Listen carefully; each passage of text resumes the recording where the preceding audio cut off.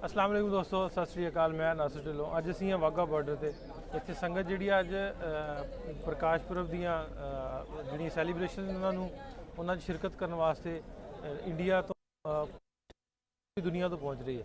उत्थे ही साडे जिहड़े ਦੀ ਪਦਾਇਸ਼ ਇੱਧਰ ਦੀ ਉਹਨਾਂ ਨੇ ਵੀ ਕੋਸ਼ਿਸ਼ ਕਰੀ ਦੀ ਉਹਨਾਂ ਨੂੰ ਮਤਲਬ ਕਿ ਵਿੱਚੋਂ ਟਾਈਮ ਕੱਢ ਕੇ ਉਹਨਾਂ ਤੱਕ ਪਹੁੰਚਾਉਣ ਦੀ। ਸੋ ਸਾਡੇ ਨਾਲ ਬਜ਼ੁਰਗ ਨੇ ਇੱਕ ਆਏ, ਉਹਨਾਂ ਨਾਲ ਗੱਲਬਾਤ ਕਰਦੇ ਹਾਂ। ਸਤਿ ਸ਼੍ਰੀ ਅਕਾਲ ਜੀ।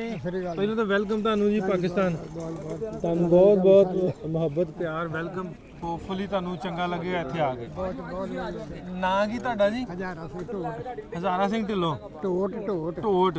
ਕੰਬੋਜ ਅੱਛਾ ਅੱਛਾ ਅੱਛਾ, ਕੰਬੋਜ ਬਰਾਦਰੀ। ਤੇ ਕਿਹੜਾ ਪਿੱਛੇ ਆਪਣਾ 34 ਚੱਕ 34 ਚੱਕ ਇੱਧਰ? ਹਾਂਜੀ ਇੱਧਰ ਜਿਹੜਾ ਚੰਦਰਕੋਟ ਵਾਲੀ ਝਾਲ ਹੈ ਨਾ, ਹਾਂਜੀ ਹਾਂਜੀ, ਜਿੱਥੇ ਨਨਕਾਣਾ ਸਾਹਿਬ ਦੇ ਆ ਕੇ ਜਿੱਥੇ ਰੁਕੇ ਸੀ, ਉਹਦੇ ਕੋਲ ਸਿੱਧਾ ਰਸਤਾ ਮਤਲਬ ਜਾਂਦਾ। ਉਹ ਲੱਗ ਗਈ ਉਹ ਤੇ ਫਿਰ ਤੇ ਬਿਲਕੁਲ 20-25 ਕਿਲੋਮੀਟਰ ਮੈਨੂੰ ਇੰਨਾ ਪਤਾ। ਮੈਂ ਸਾਨੂੰ 1947 'ਚ ਗੱਡਿਆਂ ਤੇ ਬਹਿ ਕੇ ਅਸੀਂ ਰਾਤ ਆਏ ਸੀ।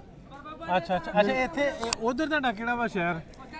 ਉੱਧਰ ਹਰਿਆਣੇ ਦੇ ਫਤਿਹਗੜ੍ਹ ਜ਼ਿਲ੍ਹਾ, ਪਿੰਡ ਖਾਲਸਾ ਪਠਾਨ। ਤੇ ਉਮਰ ਕਿੰਨੀ ਹੁਣ? ਹੁਣ 90 ਪੂਰੀ ਹੋ ਗਈ। 90 ਪੂਰੀ ਹੋ ਗਈ। ਉਹਦੇ ਬਾਅਦ 15 ਸਾਲ ਦੇ ਤਗੜੇ ਸੋ ਦੋ। ਬਿਲਕੁਲ ਨਾਵੇਂ 'ਚ ਪੜ੍ਹਦਾ ਸੀ। ਕਿੱਥੇ ਪੜ੍ਹਦੇ ਸੋ? ਨਵਾਂ ਪਿੰਡ ਖਾਲਸਾ ਸਕੂਲ 78 ਚੱਕ। 78 ਚੱਕ।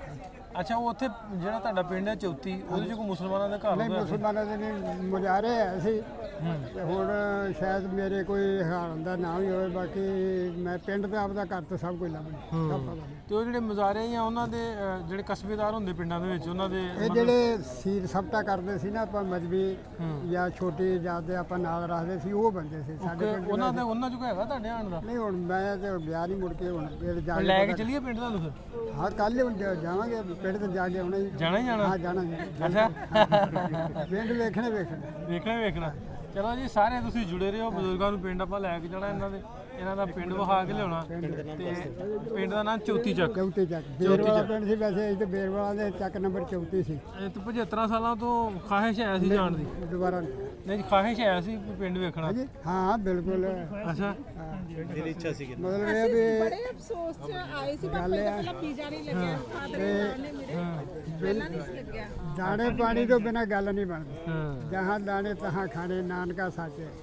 ਜਿੱਥੇ ਦਾਣਾ ਲਿਖਿਆ ਹੋਇਆ, ਜਦੋਂ ਟਾਈਮ ਮਿਲੇ ਉਦੋਂ ਹੀ ਹਿਸਾਬ ਪੜਦਾ। ਇਹ ਤੁਹਾਡੇ ਆ ਤੁਹਾਡੇ ਪੁੱਤਰ ਨੇ? ਹਾਂਜੀ, ਇਹ ਵੱਡਾ ਤੁਸੀਂ ਵੀ ਬੇਟੇ? ਇਹ ਮੇਰੇ ਹਸਬੰਦ ਨੇ। ਅੱਛਾ ਅੱਛਾ ਅੱਛਾ ਜੀ, ਤੁਸੀਂ ਆਓ ਜ਼ਰੂਰ। ਇਹ ਤੁਹਾਨੂੰ ਲੈ ਕੇ ਜਾਂਦੇ ਆ ਕੱਲ। ਤੁਸੀਂ ਜੁੜੇ ਰਹਿਣਾ ਨਾਲ, ਤੁਹਾਨੂੰ ਵਿਖਾਵਾਂਗੇ ਇਹਨਾਂ ਦਾ ਪਿੰਡ ਬਜ਼ੁਰਗਾਂ ਦਾ। ਤੁਸੀਂ ਤੁਹਾਡੀ ਖਾਹਿਸ਼ ਪੂਰੀ ਕਰਾਂਗੇ। ਹਾਂ, ਤੁਸੀਂ ਮਤਲਬ ਸਾਰਾ ਅਰੇਂਜਮੈਂਟ ਕਰ ਲਿਓ ਵੀ ਕਿਹੜੇ ਰਸਤੇ ਜਾਣਾ। ਜੋ ਡੋਂਟ ਵਰੀ ਜੀ, ਸਾਰਾ ਕੁਝ ਹੋ ਜਾਊਗਾ। ਤੁਸੀਂ ਆ ਕੇ ਜੇ ਤੁਹਾਡੇ ਨਾਲ ਤੁਹਾਡੇ ਬੱਚਿਆਂ ਨੂੰ ਜਾਂ ਤੁਹਾਡੇ ਦੋਸਤਾਂ ਨੂੰ ਲੈ ਕੇ ਜਾਵਾਂਗੇ। ਠੀਕ ਹੈ ਜੀ। ਮੇਰੀ ਸਭ ਤੋਂ ਵੱਡੀ ਖਾਹਿਸ਼ ਇਹ ਹੈ ਵੀ ਮੈਂ ਪਿੰਡ ਜ਼ਰੂਰ ਵੇਖਣਾ। ਅੱਛਾ ਅੱਛਾ, ਜਿਹੜੀ ਮੇਨ ਚਲੋ ਤੁਹਾਨੂੰ ਪਿੰਡ ਵਿਖਾਉਂਦੇ ਹਾਂ। ਗੁਰਦੁਆਰੇ ਤੇ ਚਲੋ ਵੇਖਣੇ ਸੰਗਤ ਦੇ ਨਾਲ। ਪਿੰਡ ਤੇ ਮੇਰਾ ਆਣਾ, ਉਹ ਤੇ ਮੈਨੂੰ ਲੋੜ ਹੈ ਨਾ। ਮੈਂ ਚਲੋ ਜ਼ਰੂਰ ਤੁਹਾਨੂੰ ਲੈ ਕੇ ਚੱਲਾਂਗੇ। ਪਿੰਡ ਨੂੰ ਤੇ ਮੈਂ ਹੀ ਅੰਡਰਸਟੈਂਡ ਕਰਨਾ। ਹਾਂਜੀ, ਤੁਹਾਨੂੰ ਵਿਖਾਉਂਦੇ। ਠੀਕ ਹੈ ਜੀ।